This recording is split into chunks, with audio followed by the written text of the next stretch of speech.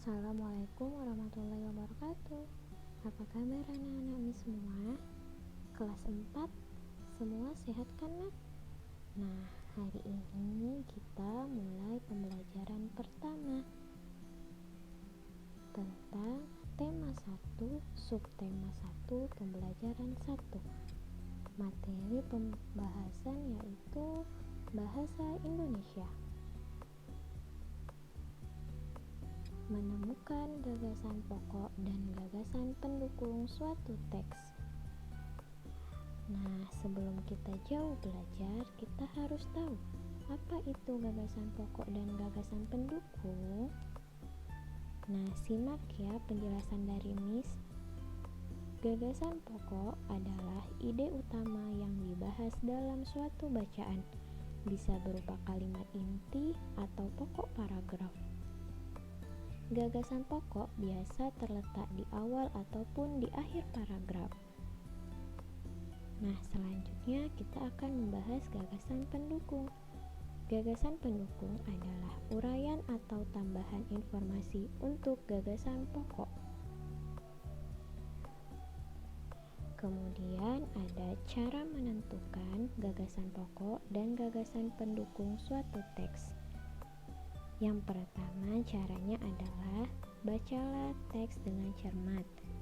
Yang kedua, cermatilah kalimat pertama hingga kalimat terakhir pada setiap paragraf.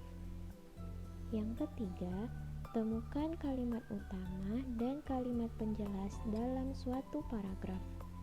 Dan yang keempat, tentukan gagasan pokok dan gagasan pendukungnya. Nah, di sini Miss akan memberitahu kalian gimana cara menentukan gagasan pokok dan gagasan pendukung.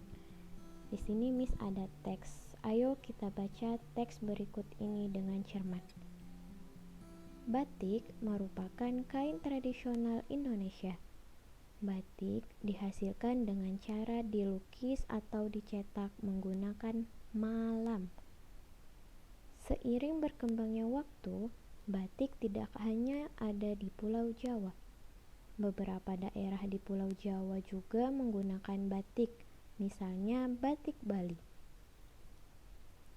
Nah, sesudah kita tahu bacaan teksnya, kita dapat menentukan kalimat utamanya. Yang mana kalimat utamanya?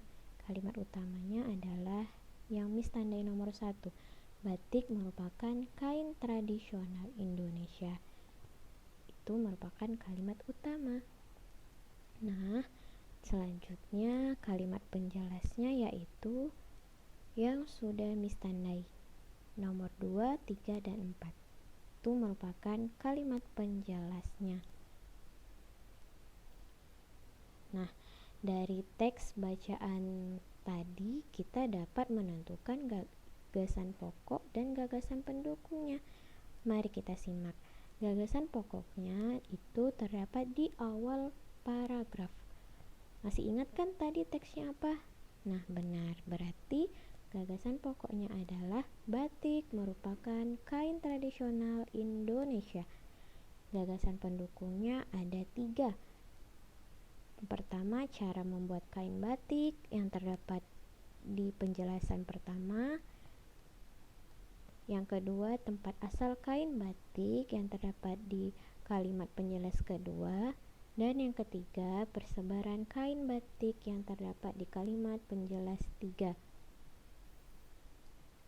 Nah, sekarang karena kita sudah paham yang mana kalimat utama dan kalimat pendukungnya, sekarang Miss akan memberi kalian latihan. Ini merupakan suatu teks bacaan. Nah, coba Miss mau tanya, ada berapa paragraf yang terdapat dari suatu teks tersebut? Ya, benar, ada 3 paragraf. Nah, tugasnya adalah kalian menentukan yang mana gagasan pokok dan gagasan pendukung pada setiap paragraf. Nah, teks bacaan tersebut terdapat pada buku siswa halaman 1 dan halaman 2. Nah, ini contoh pengerjaan latihannya. Yang pertama ada paragraf 1. Lihat, itu sudah Miss beri contohnya. Sudah ada jawabannya, gagasan utamanya, yang mana gagasan pendukungnya. Tugas kalian sekarang mencari gagasan utama dan gagasan pendukung di paragraf 2 dan 3. Apakah sudah mengerti anak-anak Miss?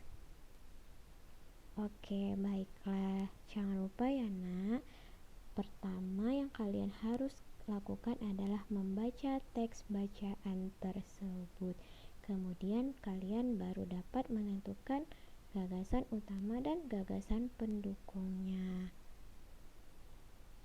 Oke, alhamdulillah pembelajaran hari ini dan penjelasannya sudah selesai.